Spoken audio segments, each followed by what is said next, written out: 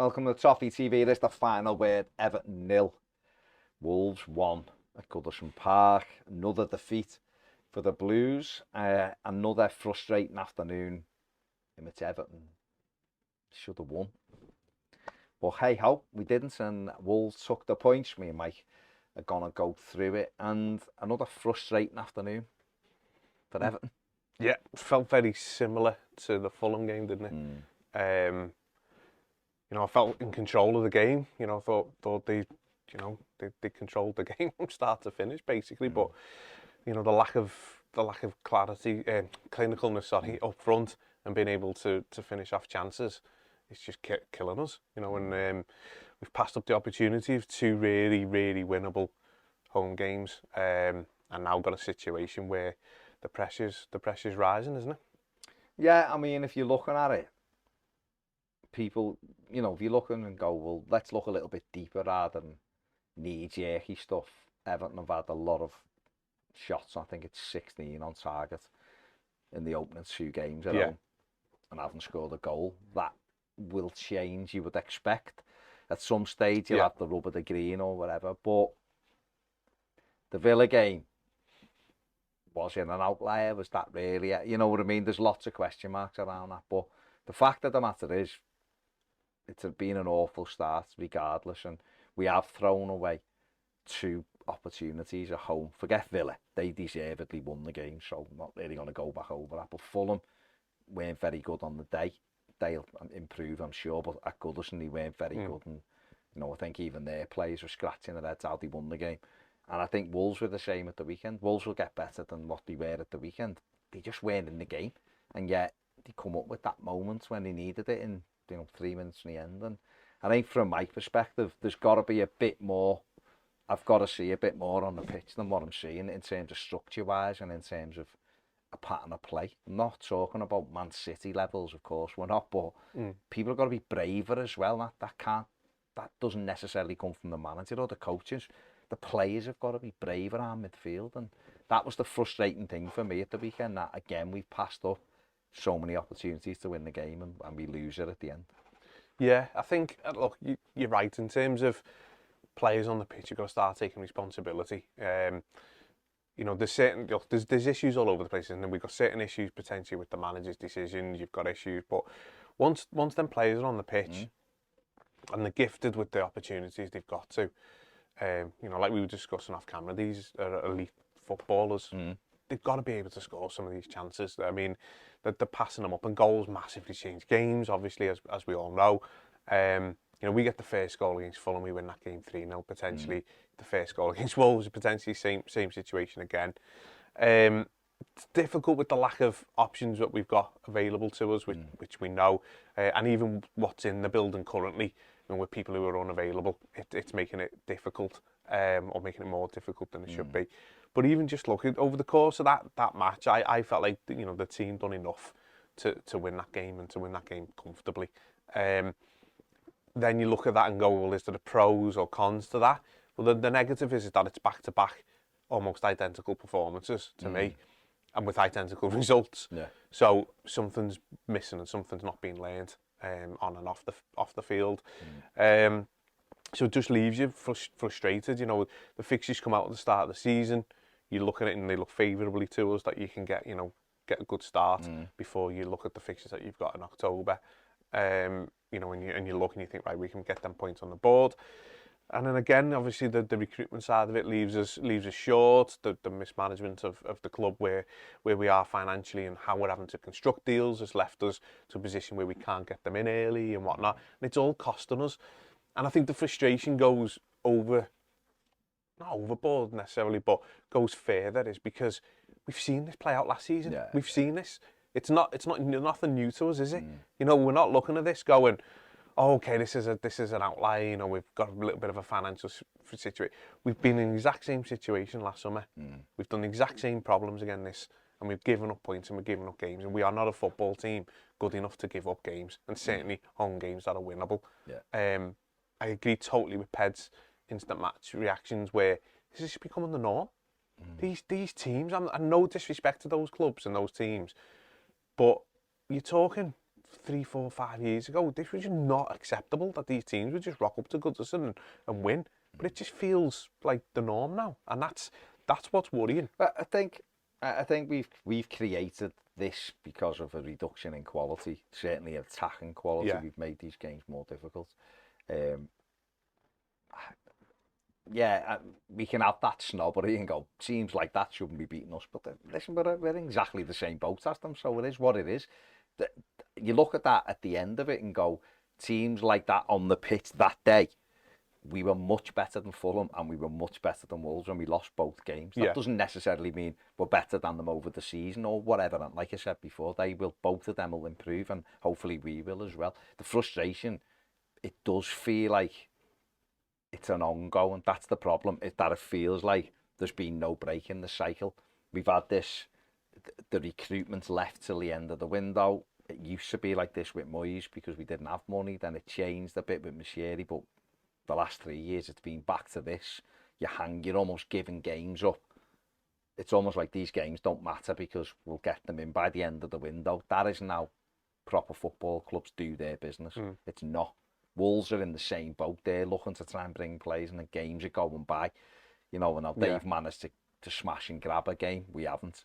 Hopefully we'll do that at the Sheffield United this weekend. So that's what you've got to look at.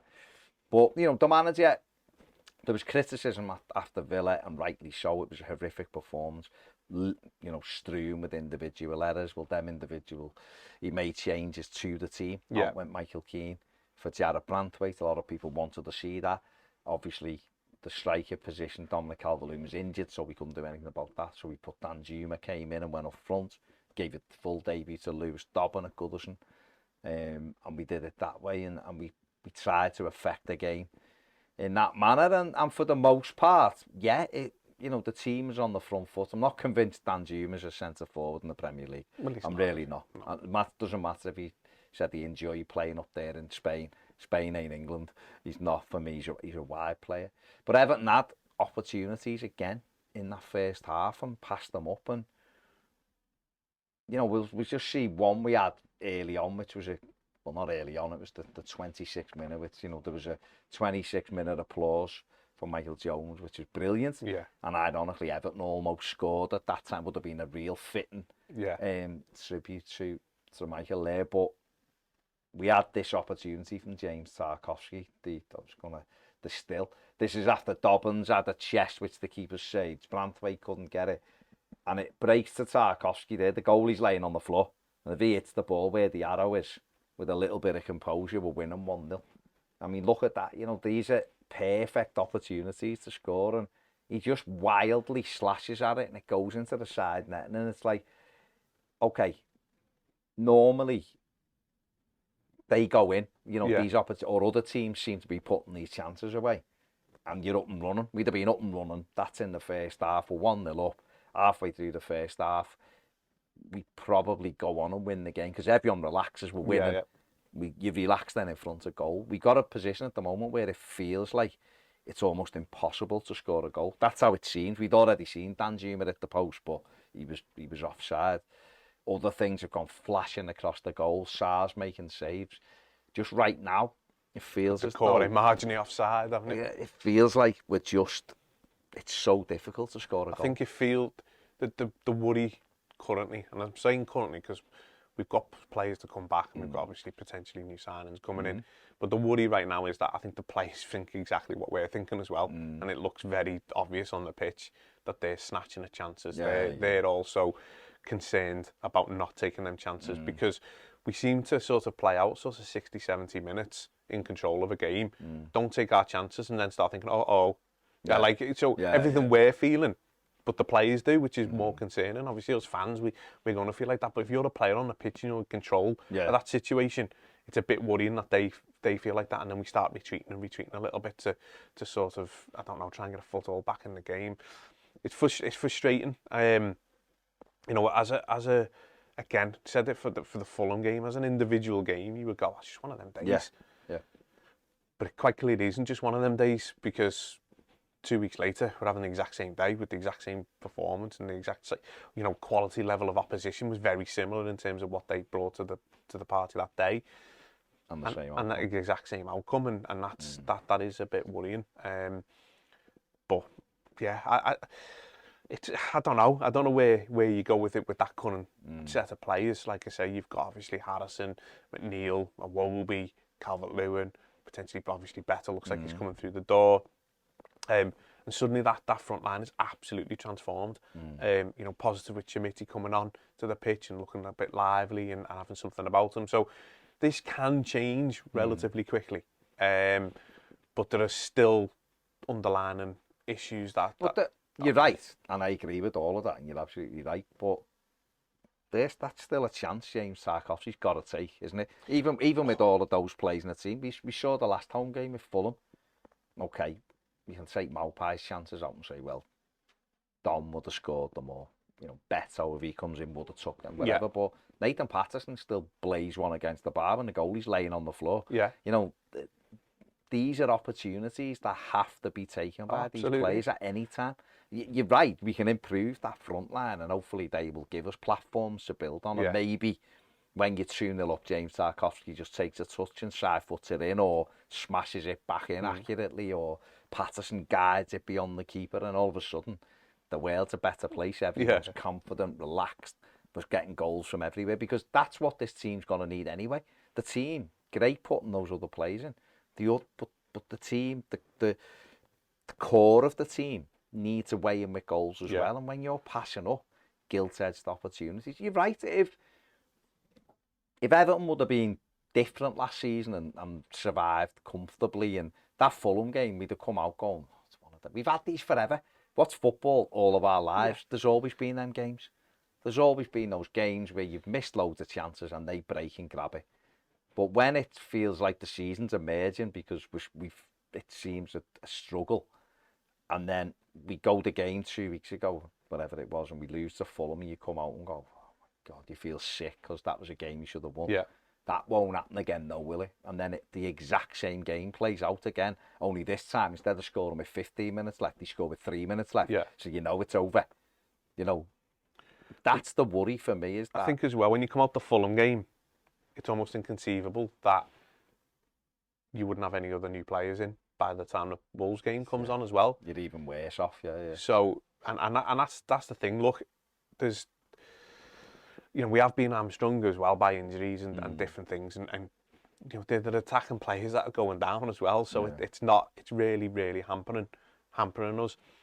But again, you're right. Those chances, you know, your Tarkowski, your Patterson chances, they're bread and butter, aren't they? You know, regardless of what position you play on the pitch, you should be taking those. But is that just a build up of the pressure and everything that comes with that, the snatching at them? I'd have the witch doctor in. I'd have people pissing on the post. I'd have every bit getting blessed, because the Hadjuk split case is real. It's real. 6 years the other day, wasn't it? It's real. It's real, because since then, everything that could have gone wrong times a million has happened. Absolutely. We're having these games where it just feels at the moment like it's cursed. You're just watching it going, it's impossible that doesn't go in. How is that missed? And keepers are turning up, having worldies. That's another thing. 2 goalies on the run have got man of the match at Goodison. It's just like ridiculous. It's ridiculous. And you'll see them throwing things in the net in other games. You know, Leno the weekend against Brentford, or whenever it was, last week or whatever it was, you know, you're going, hang on, he's like amazing the other week. How's he letting that in? And all of that. But you know, Everton, like you said, in the main, in the first half, Wolves had very little. We hadn't had the shot on target, had they? No, there was no attacking threat, really, from them. We had a lot of the ball. We kept getting it back. But I still think, like, the makeup of the team, and yes, the manager is a little bit hamstrung on this. We've got, said this to you before, I didn't understand in the first half who was playing on the right-hand side, because James Garner was so far tucked in that at times Abdoulaye Doucouré was on the right wing. So I didn't know whether the plan was for Garner to be tucked in more and for Doucouré to go and cover the right almost, because we only had one up front. Yeah. But then other times it was Garner, so I don't know what was going on there. But Everton's midfield 4, say, if we forget Dobbin and we call him a genuine, like, a wide forward, say, and we had Danjuma, who was straight through the middle. James Garner isn't a wide forward on the right, because he's never that high up. And he's also never wide enough to be a right midfielder. So he's so far tucked in that Nathan Patterson's always exposed to two people always. Yeah. And people that have a go at Patterson and all that aren't seeing the fella in front. But in that midfield four, so you've got Onana, James Garner, Idrissa Gana Gueye and Abdoulaye Doucouré. Not one of them in the first half, well, throughout the game really, maybe James Garner in the last 10 minutes, but before then, not one of them was brave enough to get the ball and drive at that defence. So Wolves found it very comfortable. The only real threat for Wolves was from wide areas. When we got on the ball, we put crosses in. Patterson with the lovely one in the first half with his left foot, which just evaded a couple of people. Ashley Young was trying to put balls in. Dobbin was trying to get round the sides. But no one was travelling with the ball in order to commit people. And those four midfielders, I thought, just played incredibly safe in the first half. There was 2 or 3 occasions where our midfielders got the ball and there's a big gap to drive. And someone's come across sideways to press them, and instead of going forward, they just wanted to pop it back to a centre-back.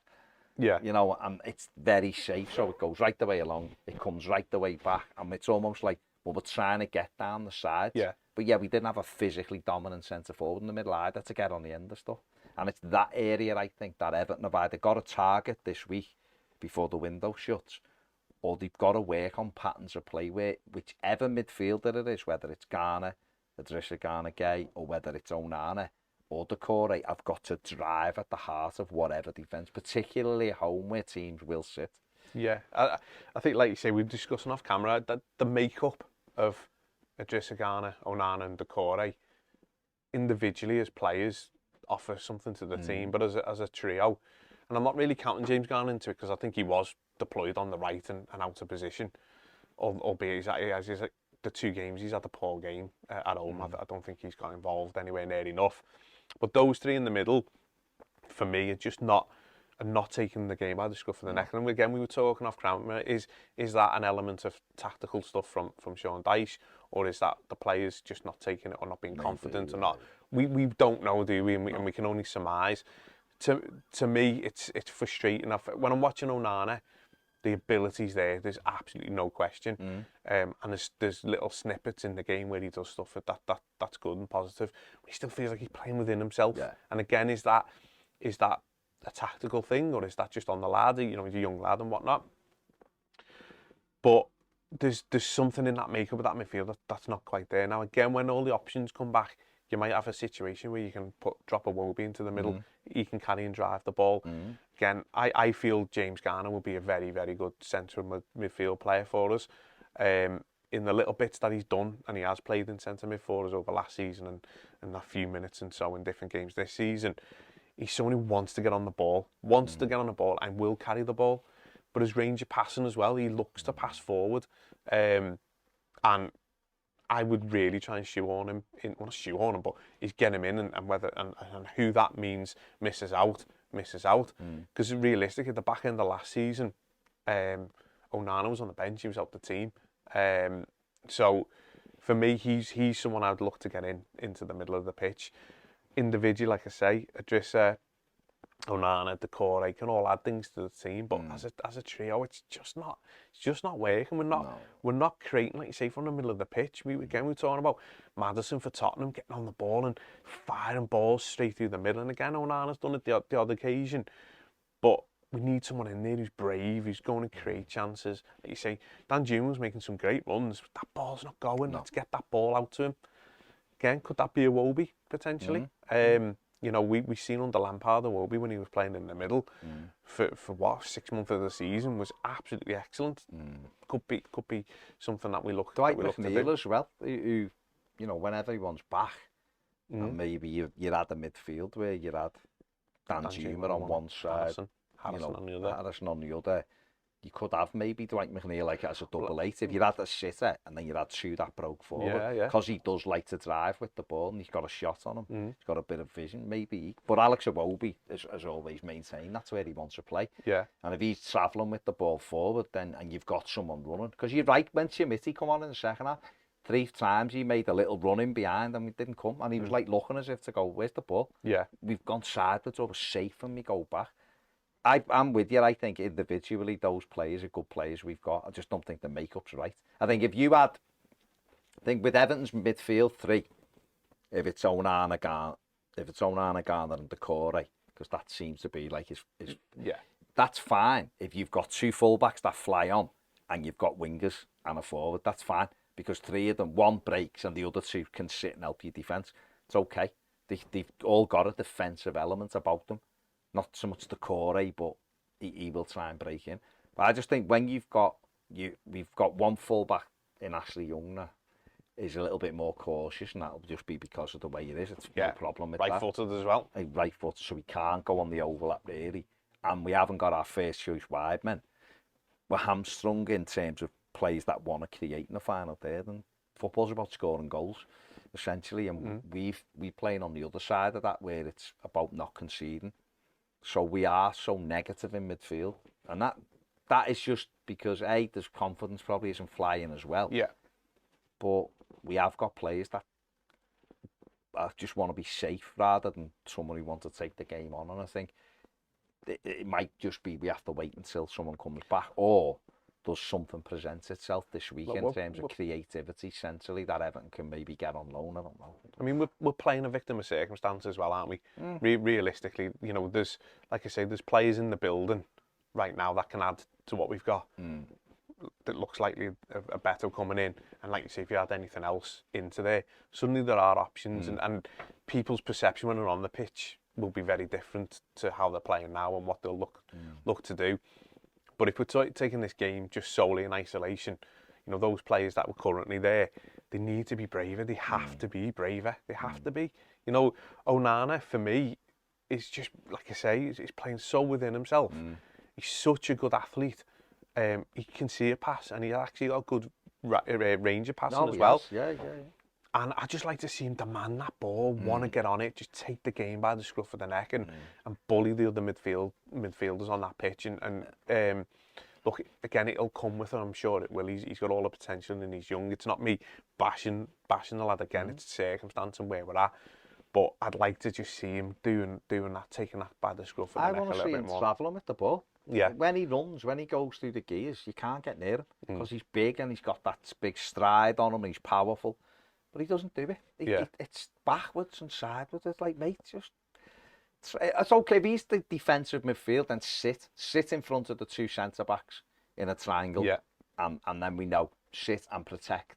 Then you pass it and let the others. Then it's up to Idrissa, then it's up to the core to carry on and take it forward. But we're not playing like that at the moment, so he has to be the one that gets on it and goes forward. Play a little one. But again, is it tactically? We don't know, do we? And this is your frustration, isn't it? You're you're obviously looking at it a bit more tactically from the manager and suggesting that, you know, he's keeping it a little bit more safe. I think when you're an away team, so like Wolves come on Saturday and they just make sure they got everybody behind the ball.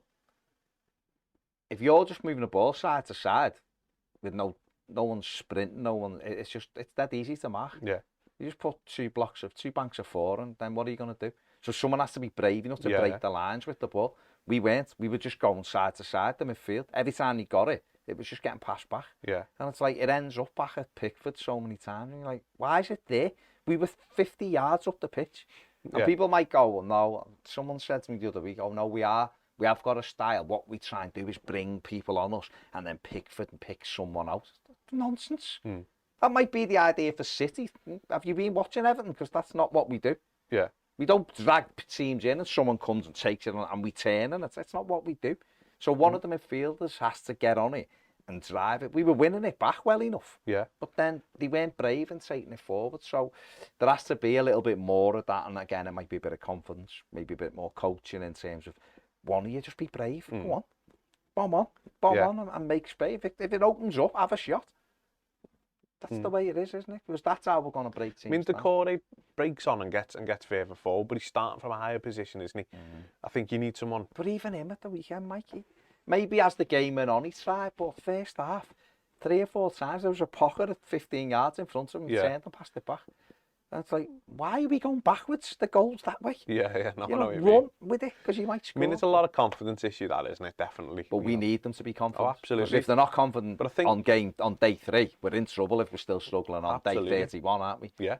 And that's that's what I'm looking at. And maybe I'm just still a bit burnt from the last 2 seasons. I don't know. We got 0-0 at half time, come out second half.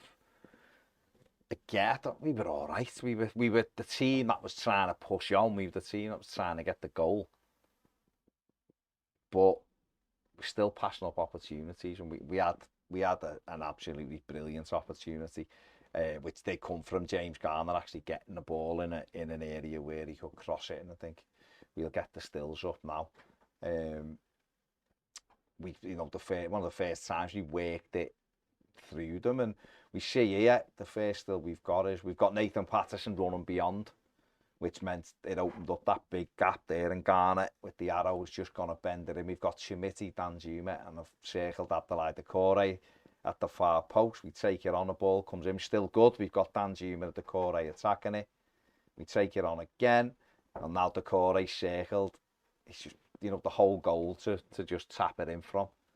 And he heads it. He doesn't connect properly with it. He heads it down, and you're hoping for that little bit of luck here, that the ball's going to end up in the back of the net. It goes into the floor, and Jose Sarr does really well here, because I think he thinks it's getting headed straight, and it isn't. And he has to readjust his feet, and he ends up tipping the ball over the bar early. But at that moment, as that ball's dropping at the back post, you're thinking, this is it. Yeah. He's headed it, he's onside, the ball's going to end up in the back of the net, and the keeper pulls off a save, and you're like, how can we be making this so difficult? So difficult for us. So, again, look, the save was unbelievable. He shouldn't have had a chance to make a save. No. That's just the being and all. Similar to the Tarkovsky opportunity, they need taking. But this is sort of where my little bit of maybe a defence, or where I sort of got still a little bit more faith in Dice longer term. It's those chances are being. I mean, you can't put the ball in the net for us. They're there. No, and that's on the players. These have got to be taken. And if those chances were taken in the last 2 home games, then we're sat on 6 points. We're looking at things a little bit different. We're bringing in signing. We'd be like, right, great. The manager's done well. Blah blah blah. Let's go, and it's fine margins. Is the manager tactically perfect? Absolutely not. We're in a situation where we haven't got the best players, the best managers available. We are where we are. But these things are just gilt-edged chances. And I put down the Jared Branthwaite header as well, where he heads it straight back. Yeah, he should do better. In the moment, you think, but when you look back, I mean, he's got the whole goal. He just heads it straight back at the keeper. Yeah. I mean, that's a sitter. It's, and we're passing up these opportunities. And whether those opportunities are coming by, things just getting fired across and bumming around, but so be it. There's still chances in games. You see other Premier League games where chances are coming from mistakes and balls bobbling across. That's what happens. They need taking. Because they might be, you're right, if both teams are tactically very good, then that might be the best chances you get, which are just ricochets, and other teams will, Branthwaite heads that in, or Doucouré heads that in, we win 1-0. We're sat here going, well, the manager done well, he made changes, he brought Branthwaite in, he kept the clean sheet, we've won the game. Let's go. We've got 2 games this week, both winnable. We're getting players in the building. We're up and running. But we're sat here going, this happened 2 weeks ago, though. Yeah. So is it going to continue to happen? Do we need to coach better? Do we need better players? Do we need a bit of luck as well? Because we're not having I would suggest it's all of them. It's all of the above. Yeah. We do need more luck. We've been unlucky. There's obviously stuff that the coaching staff can be working on. We definitely need some better players in the building. We need our current players in the building to get back fit. Yeah. That's what I'm saying. We're a victim of circumstance as well, off the back of last season as well. So we're all drained. Yeah. So heightens everything then. It does. Look, I'm not one for being Mr. Positive, as you well know, but I'm negative in terms of we're sat bottom of the league, we haven't scored a goal. Let's just be real. It's horrific. It's a horrific start. There's no sugarcoating that. Yeah. Can quite quickly turn, and it also could quite quickly or quite simply have been something very different as well. So there's a case of look, we've let's not get ourselves just completely in a state of despair. We've got to live with this. The positives for me is I'd rather come away and have 0 points from 2 home games that we should have won than 0 points from 2 home games that we got battered in against poor sides. So we should have won those games. We should have won them comfortably. There's tactical things, there's player issues all over the pitch that could have changed that. And so be it. And a big part of it for me, and I'm sure we'll move on to it, is the goal we concede.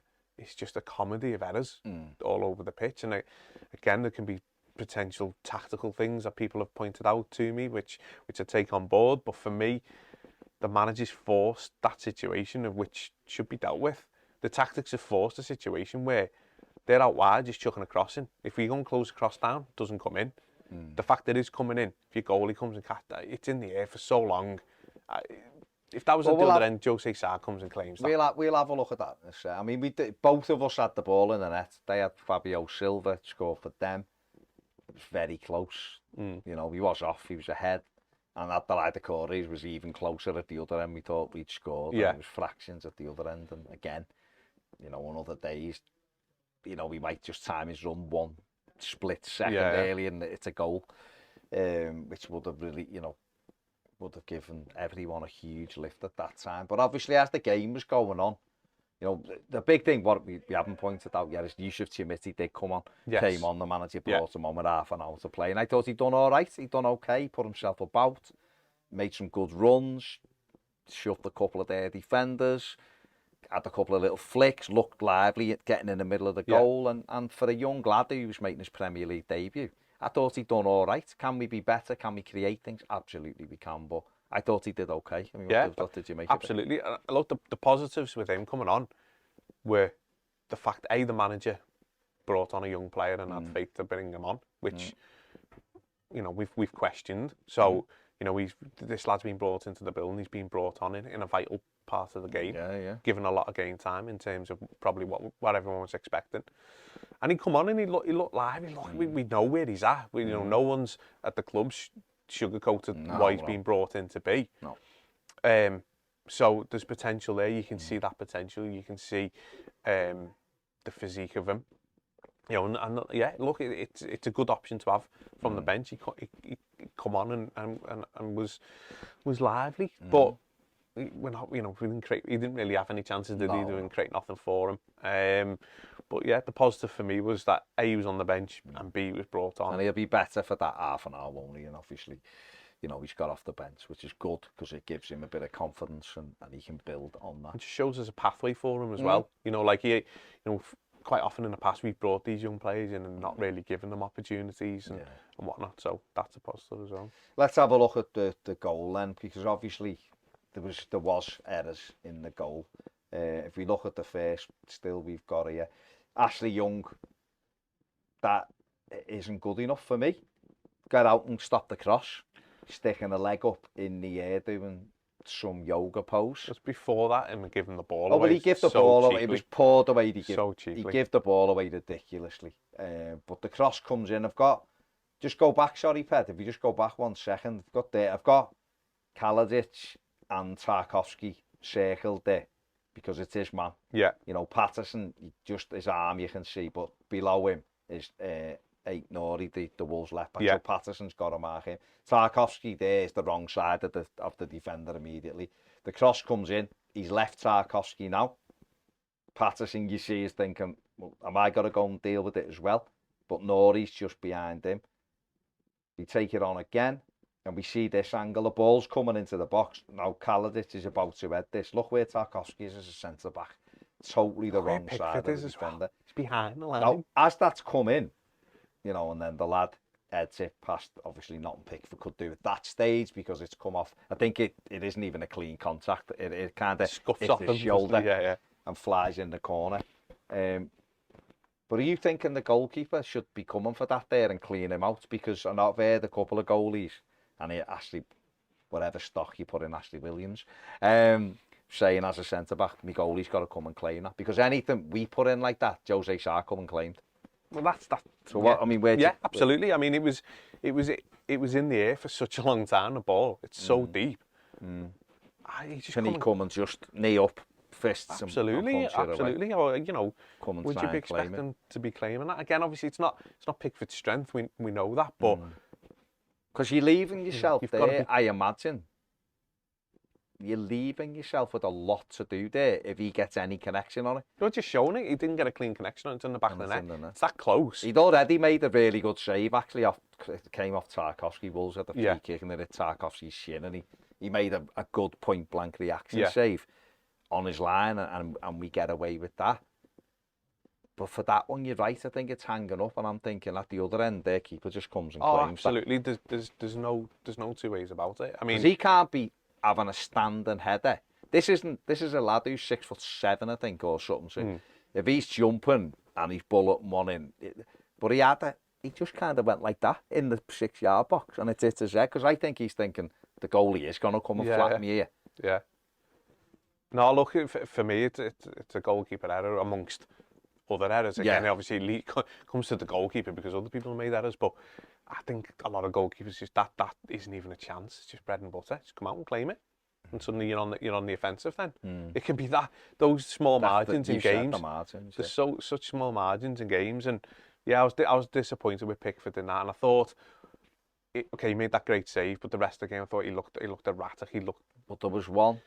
I thought it was 0-0 still, wasn't it? It was just after a disallowed goal, the ball round the corner, and he should be dealing with it. And Tarkovsky's there, but it was always running towards Pickford. If he comes out, him clears it. Yeah. He ran, stopped, and then started retreating him. He allowed Fabio Silva to get there first. And he should have scored. He should have scored. He put it wide. And there was that moment that he was a little bit shaky in as well, which was just a bit mad, because that unnerves people then. If he's nice and confident and comes and clears it, like Sarr came out early on and went for the header. The ball was bouncy, his bullet headed it away. I half expected him to catch it because he was that far out. Nice and decisive, the defenders know, and Pickford, it was a little bit erratic. Yeah, like I say, look, for the past few years, Pickford's been excellent. He's been brilliant. Been absolutely excellent, but in that particular scenario, they're all obviously feeling around. Yeah, he should be coming out taking again. Just one other little tactical thing is that I just think we're too narrow as a back four. Our full-backs are so tucked in. That I think it's putting them under pressure. Well, it's because it's putting your wide men under even more pressure. And the goal that was disallowed for Fabio Silva simply came because there was too much space on the right. It was so narrow that they break quickly, which means Patterson has almost got to then run 40 yards to get out. Well, the cross is coming in before he's gone out. Yeah. And the lad gets across Branthwaite and he's offside, but it's a nice little finish under Pickford. It's like, I think we've got to spread out. I mean, that's a tactical thing that's up for interpretation of whatever you want or like, because again, I was saying to you off camera, I watched a few Italian games last night, and they were defending exactly the same, basically defending the 18-yard box and almost allowing crosses to come in to go, we'll deal with them. Now, again, he put faith there, and obviously some will like that, some won't. Or do you play more expansive and there's a lot of space through the middle? Again, people have pointed out on Patrick being one who pointed out obviously the fact that we've given up that wide space, which is fine. It's right, as in 100%. That's what tactically we're looking to do. If you go out to those wide positions, then you're going to create opportunities in the middle, and then you're giving up opportunities in the middle. That's where one of your defensive midfielders drops in as well, which is what should that well. Yeah, again, it's all just tactically what you do, and realistically, to me, and this is just my take on it, and I'm not saying it's right or wrong, but there's two. It's obviously it's easy to go it's wrong because you've lost both games, but we've given up effectively 2 chances in 2 games, playing like that, and real, statistically, it's just the gaps. I just don't like the gaps, and people get on Patterson's back, and people probably would be on Young's back, and it's like. We are so narrow that there's a lot of space. What do you want them to do? Do they abandon what the manager's doing to go mark the fella, or do they wait and then they have to try to get out? And by the time they get out, sometimes there's an overload because the space is there in the beginning. Whereas when you are spread out a bit more, like the better teams say in a division, that area there isn't as much space. No, I totally agree. Area. Look, I'm not sure which I prefer, but I would say... Sean Dyche is a bleeding Premier League manager. I'm sat on the couch talking about it. But obviously, we're talking about the home games, you chuck in the Villa game and you suggest, hang on, it doesn't work. No. But maybe that's a system that works against the more limited attacking oppositions like your Fulhams and stuff. But I don't know. But in terms of those or this game is an individual, I didn't have a massive problem with it because I don't think we gave up many opportunities from it. Or certainly from that scenario. It's just a killer when the winning goal. But if the players do the job, you wouldn't be talking tactically about it. if Ashley Young gets out and stops the cross, if your goalie comes and catches it, yeah. there's not a problem with it. And realistically, where did all our chances come from? Out wide. Were Wolves doing the same thing? Defending the 18-yard box, come away with a clean sheet. Just the difference of their goalkeeper having come to claim thing. So the small margin, those tactical things, for me, that's not a major concern for me personally, albeit let's see how it plays out. It could be. Absolutely. Yeah, there's no doubt we were sucker punched, weren't we? If you have a look at the match stats from the game, I mean, Everton didn't really offer much after they conceded the goal. So I had Michael Keane and Tom Cannon up front as late subs. We didn't really do anything with it. There's the match stats there. Everton and Wolves won 15 attempts at goal from Everton, 11 from Wolves, 7 on target for the Blues, 2 for the visitors. Everton had 5 big chances to Wolves 2. One of them obviously being the goal, and the other one was Fabio Silva, I think. Yeah, and it must be. You got possession. They narrowly took the possession, but I expect that anyway.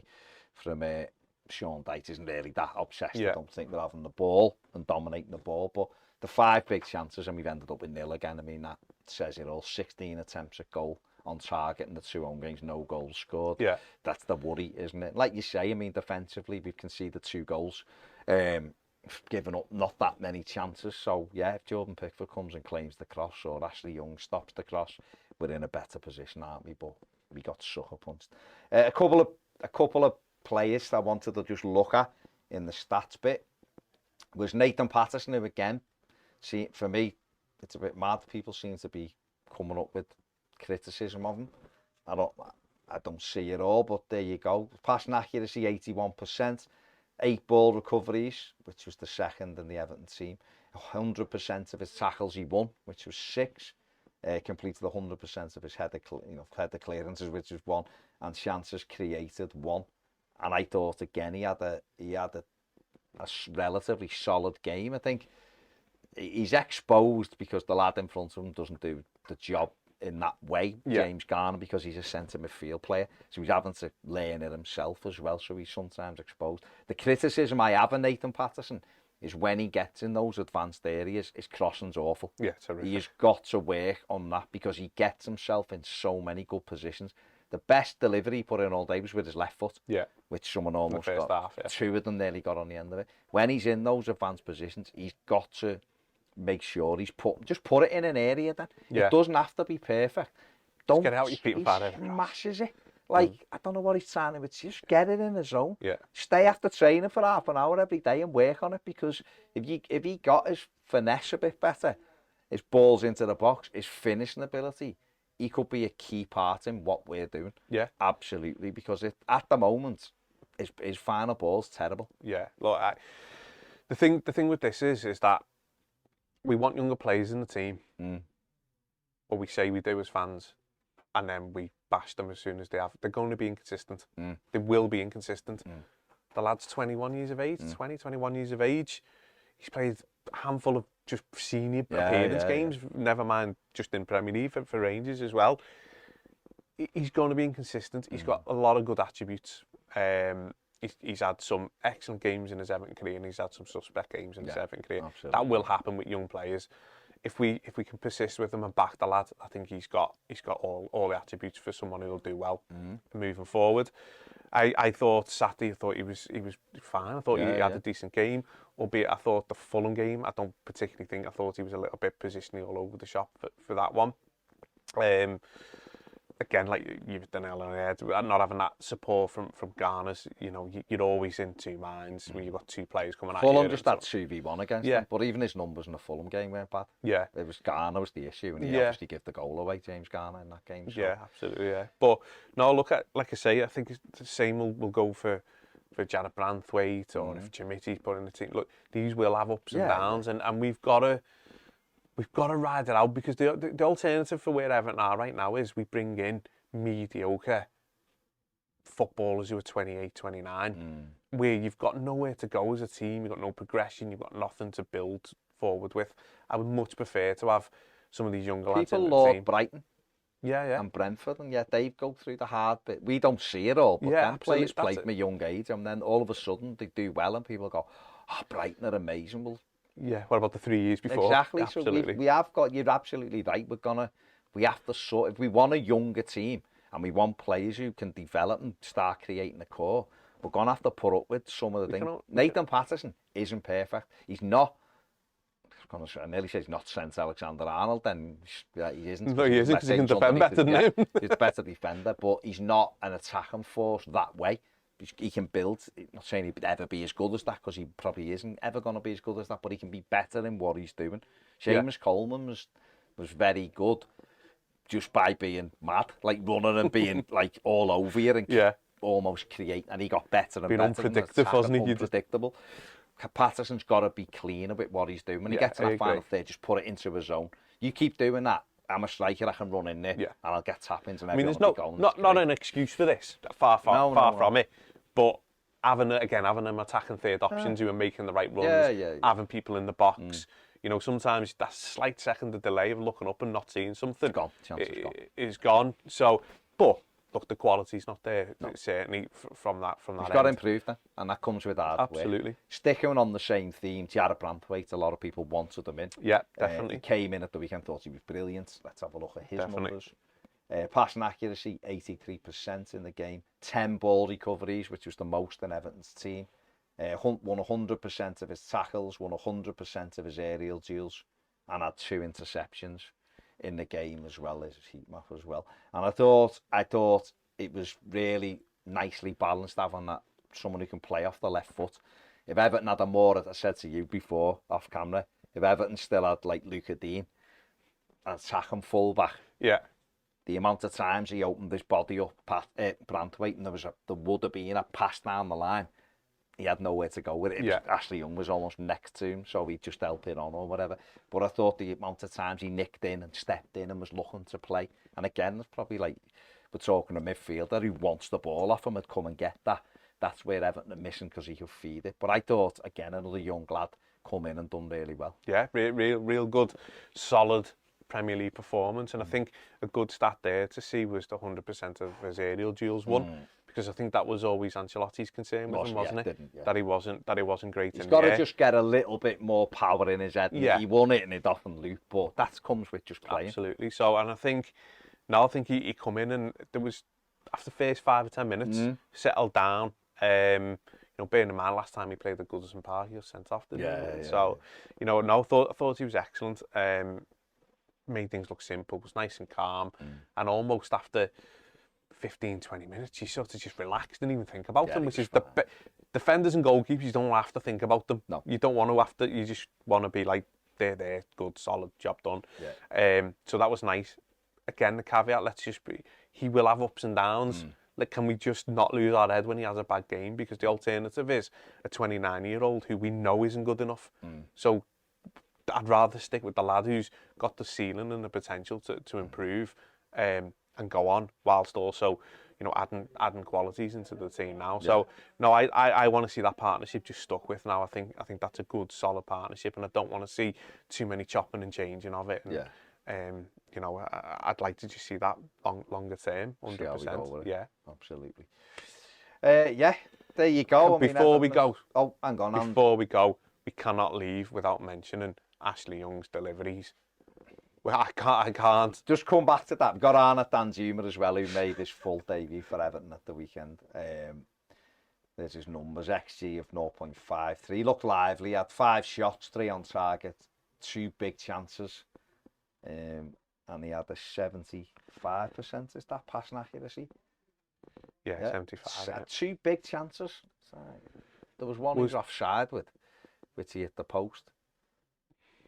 The other one, I can't think of the other one, but he was lively. And again, I still think he'll be better when he's in a wide area. When you look at his heat map, he's done his best work out wide. Exactly, picks the ball. He wants to go face you up and all that. He had that one early on where he broke centrally and he shot too early. It all opened up. And if he'd have gone another one, he'd have been on the edge of the box. He might have been able to guide it. Went for the power, but he was lively, and I think he's shown in the last couple of games, come on at Villa, and he's shown. He looks an intelligent footballer as well, doesn't he? But he looks like he can make things happen, and that's what you want. And you're right, if you've got someone in the middle as well, and other attackers who people have to occupy, it might free him up a little bit, and he looks like he can weigh in with some goals. But yeah, Ashley Young's deliveries, absolutely. So I just thought we can't go without mentioning them, because they were terrible. I've seen Everton deliver some horrific dead ball situations, and as we all have, for the last 20 years.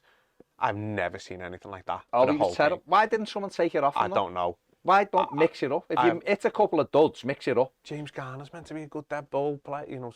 Because every corner was in the goalie's hands or near post, and every free kick we had, he just dropped into the keeper's hands. It was absolutely... Have we got no... I thought Sean Dyche and Wone and Stone would have a plethora of set plays. Set play stuff, yeah. It's just basic. Go and kick it, no wickets. That's not good enough. They need to work on that. No, that does need... But in all seriousness, it does need working with, because set plays, if we're getting down out wide and winning corners, free kicks and so on and so forth, set plays, and they're big for everyone, but they're vital for us, and certainly where we are right now. And how that can...